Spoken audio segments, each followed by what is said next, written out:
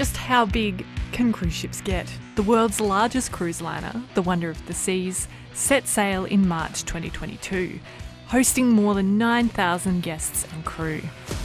To give you some perspective, it's 100 metres longer than the Titanic, not to mention higher, wider and deeper. These megaships take tourists to some of the most beautiful places on the planet. But behind the dreamy photos and blue horizons lies something less glamorous.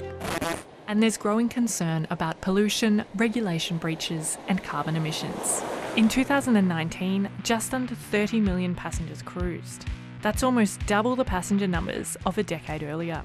When COVID hit, cruise ships ran aground. Now, the cruise industry is setting sail again. Pacific Explorer, Sydney Beach, yes. We would like to welcome you back to Australian waters. And while many cruise lovers are excited, some are worried about the industry's environmental footprint. So can cruise ships stay afloat in a low carbon economy? The most recent data shows shipping accounts for almost 3% of global carbon emissions. And while cruise ships only make up a tiny fraction of the international shipping trade, the passengers are punching above their weight when it comes to their impact on the environment. Cruise ship passengers have a considerably large carbon footprint per cruise ship day, so to speak. Those ships, so they're obviously larger than hotels, and they have to float and they have to move, and that is just really energy intense. The International Cruise Line Association has committed to reducing emissions by 40% by the year 2030 and hitting net zero carbon by 2050. So what is the industry doing to reduce its carbon emissions?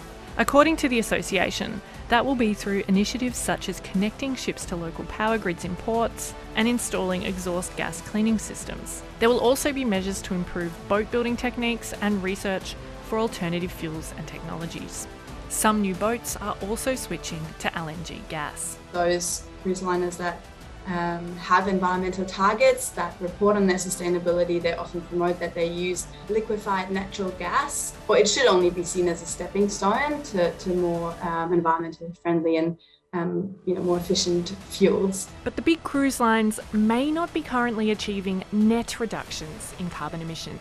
They really not focus on net reduction, but on the reductions that are achieved on an efficiency base, so on a per passenger or per mile or kilometre base. That then still allows for the total footprint of the sector to grow. Carbon is not the only consideration when looking at the environmental impact of cruising.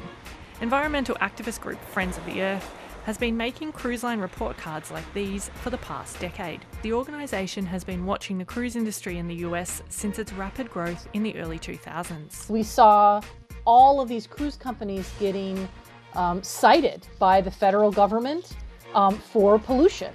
And they would go on federal probation, and then they would, and they'd pay their dues or their fines. And then once they're off federal probation, the violations would start again. And the most recent example of that is Carnival Corporation. Carnival Corporation, the parent company of P&O Cruises, the major cruise operator in Australia and the South Pacific, has a litany of environmental regulation violations against its name.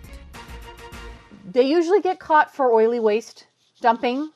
There is some level of oily waste that is allowed under federal and international law, but in the main, it's the magic pipes, bypassing their treatment systems for their oily waste separators and dumping that in the middle of the night.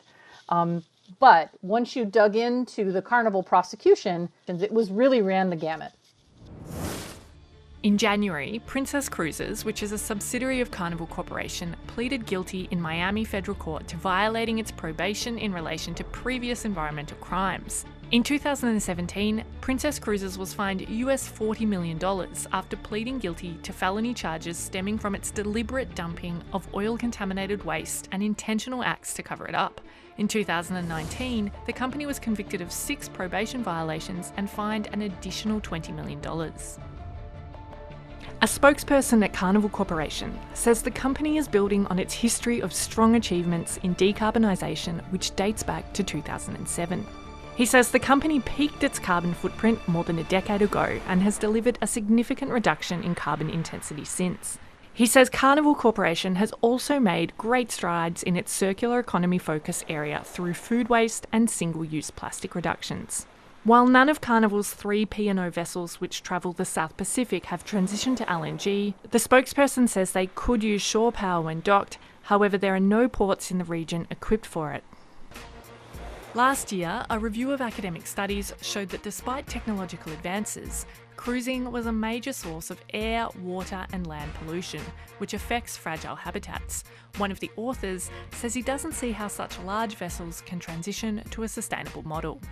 With a small quantity of passengers on board, better informed, with a better monitoring of the system, and maybe like that the industry could be sustainable, but not going to these mega vessels. This is impossible, even if you do all the technological advances you want to do. A spokesperson for Royal Caribbean, owner of the world's biggest ship, says its commitments to sustainability are outlined on its website.